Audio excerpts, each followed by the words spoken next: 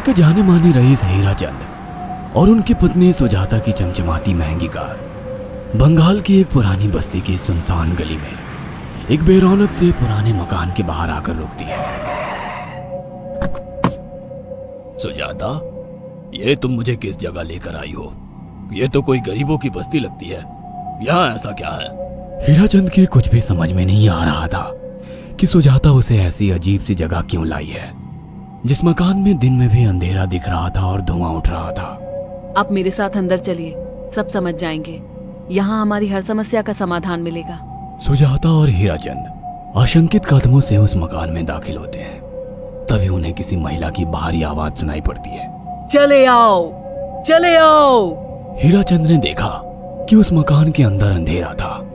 अचानक हीराचंद की निगाह एक कमरे की ओर पड़ी, जिसके अंदर हल्की हल्की सी रोशनी आ रही थी और उस कमरे के अंदर से धुआं उठ रहा था। शायद उस कमरे के अंदर आग जल रही थी। है? ये किसकी आवाज है? यहाँ इतना अंधेरा क्यों है और ये धुआं कैसे उठ रहा है? मेरा तो यहाँ दम घुट रहा है। सुजाता और हीराचंद धीरे धीरे कदमों से उस कमरे के अंदर चले गए। अंदर वाले कमरे में बिखरे बाल वाली एक खूबसूरत सी बूढ़ी औरत सामने जल रही आग में एक मुर्गी की गर्दन काटकर उसका खून गिरा रही थी और मुर्गी का शरीर छटपटा रहा था। ये देखकर सुजाता को उबकाई आने लगी। हीराचंद ने सुजाता की ओर देखकर कहा, तुम ही मुझे यहाँ लेकर आई हो और खुद ही घबरा रही हो।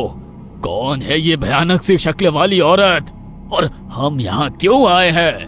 अचानक उस औरत ने एक झटके में मुर्गे की गर्दन धड़ से अलग कर दी। ये देखकर सुजाता के मुंह से चीख निकल गई और सेठ हीराचंद भी सहम गया। वो बहुत डरावना नजारा था। ये अघोरा ताई हैं। ये हमें अपनी काली तंत्र विद्या से संतान सुख प्रदान कर सकती हैं, इसलिए मैं आपको यहाँ लेकर आई हूँ। कैसी बात करती हो? जहाँ बड़े से बड़े डॉक्टर सफल नहीं हुए, वहाँ ये मामूली औरत क्या कर लेगी? हीराचंद की बात सुनकर अघोरी ताई ने गुस्से से हीराचंद की ओर देखकर कहा, नादान हीराचंद, काली विद्या में इतनी शक्ति है कि मरे को भी जिंदा कर दे। संतान पैदा कराना कौन सा मुश्किल है? तुम्हें मेरा नाम कैसे पता? क्या तुम सच में हमें संतान सुख दिला सकती हो? तुम जितनी दौलत मांगोगी मिल जाएगी, अगर ये संभव है तो। संतान का नाम सुनते ही हीराचंद की आंखों में चमक आ गई। वह संतान के लिए कुछ भी कर सकता था। तुम लोगों को मुझे एक नवजात शिशु लाकर देना होगा। मैं उस शिशु की बलि चढ़ा दूंगी और फिर वही शिशु तुम्हारे घर में फिर से जन्म लेगा। नवजात शिशु की बलि का नाम सुनते ही सुजाता और हरिचंद डर के मारे सिहर गए, पर उनकी आंखों में उनकी संतान का सपना ज्यादा बड़ा था। वह सब करने को तैयार थे। अघोरा ताई, आप जैसा कहेंगे हम वैसा करेंगे। बस हमें संतान सुख दिला दो। बिना वारिस के हमारी दौलत किस काम की? संतान सुख के लिए अंधे हो चुके सुजाता और हरिचंद अपनी नौकरानी शीला से एक नवजात बच्ची चोरी करवा के अघोरी ताई को दे देते हैं।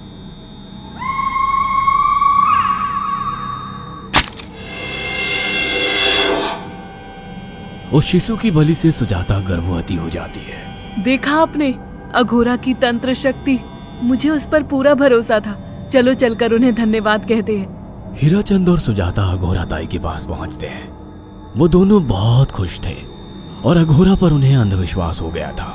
अघोरा ताई, आप महान तंत्रिका है। आपने वो चमत्कार कर दिखाया जो बड़े बड़े डॉक्टर नहीं कर सके।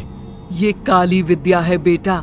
अगर तुम दोनों चाहो तो मैं इस विद्या से तुम दोनों को हमेशा के लिए जवान बना सकती हूँ। क्या सच में ऐसा संभव है? हाँ बिल्कुल, पर इसके लिए तुम्हें जवान लड़के और लड़कियों की बलि चढ़ानी होगी। तुम उन्हें यहाँ तक लाओ, बाकी मैं देख लूंगी। जवान रहने की लालच में अंधे सुजाता और हरिचंद एक अनाथ आश्रमों से हर रोज एक लड़की या लड़के को गोद लेने के बहाने अघोरी के पास बलि चढ़ाने ले जाने लगे।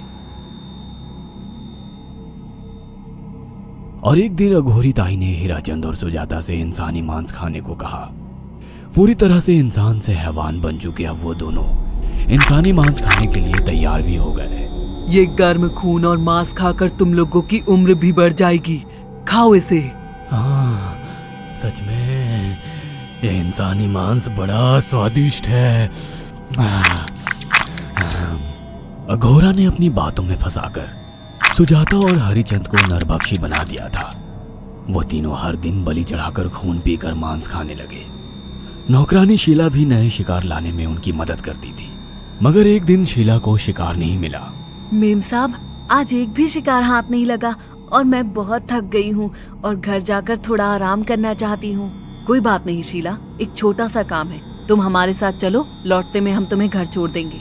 जी मेम साहब। शीला नहीं जानती थी कि शिकार नहीं मिलने से सुजाता और हरिचंद अंदर से बौखला गए थे और उनके दिमाग में एक शैतानी चाल चल रही थी। सुजाता, ये बेहोशी की दवा है। शीला के कार में बैठते ही तुम उसे सुंघा देना। आज हमें इसी की बलि देनी होगी।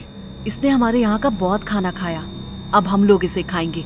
वैसे भी ये आगे चल के हमारे लिए खतरा बन सकती थी। कार में बैठते ही सुजाता शीला को बेहोश कर देती है और वो लोग सीधे अघोरी ताई के यहाँ पहुंच जाते हैं, जहाँ अघोरी ताई शीला की बलि चढ़ा देती है और तीनों मिलकर उसे नोच कर खाते हैं। अघोरी ताई, हमको बलि चढ़ाते हुए पूरा 1 साल हो गया है। हमारा बेटा भी साल भर का हो चुका है। अब और कितनी बलि देनी होगी? बस एक आखिरी क्रिया और बची है, उसके बाद तुम दोनों हमेशा के लिए जवान हो जाओगे। कैसी क्रिया अघोरा ताई? 3 दिन बाद सूर्य ग्रहण है, हमें पास के घने जंगल में एक विशेष क्रिया करनी होगी। उसके बाद तुम लोग कभी बूढ़े नहीं होगे। कितना अच्छा होगा, हम हमेशा जवान रहेंगे और सालों साल तक अपनी दौलत से ऐश करेंगे। हाँ, सच कहा। अघोरा ताई ने हमारे हर सपने पूरे कर दिए।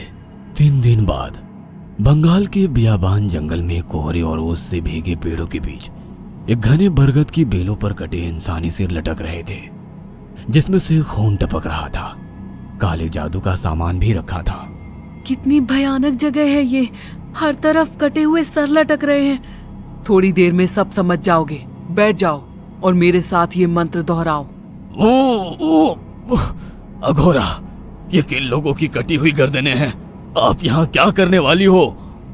हीराचंद की बात सुनकर अघोरा जोर जोर से हंसने लगी और उसने एक शैतानी हंसी हंसते हुए हीराचंद की ओर देखकर कहा, तुम जैसे ही लोगों ने अपनी इच्छाओं को पूरा करने के लिए इन लोगों की बलि चढ़वाई है और फायदा उठाया है। अब तुम दोनों आंखें बंद करके यहाँ बैठ जाओ और मेरे साथ मंत्रों को दोहराते जाओ। अघोरा ने सुजाता और हरिचंद को वशीकरण मंत्र और काले जादू के इस्तेमाल से सम्मोहित कर दिया और देखते ही देखते वो एक भयानक डायन में बदल गई और चीखती हुई बोली, अब मैं तुम दोनों की बलि चढ़ाकर अमर हो जाऊंगी, क्योंकि तुम लोगों ने 100 लोगों की बलि का खून पिया है। देखते ही देखते उस डायन ने फरसे से एक एक करके सुजाता और हरिचंद की गर्दन काटकर जल रही आग में बलि चढ़ा दी और उनका गर्म खून पीने लगी। जब तक तुम जैसे मूर्ख और लालची लोग अपने फायदे के लिए दूसरों को मेरे पास लाते रहेंगे, मैं उनका फायदा उठाकर ऐसे ही उनकी बलि चढ़ाती रहूंगी। दरअसल अघोरा एक डायन थी और अपना स्वार्थ पूरा करने के लिए उसने हीराचंद और सुजाता की लालच का फायदा उठाकर उनकी भी बलि चढ़ा दी। बुरे काम का बुरा ही नतीजा मिलता है। Please like, share and subscribe the channel.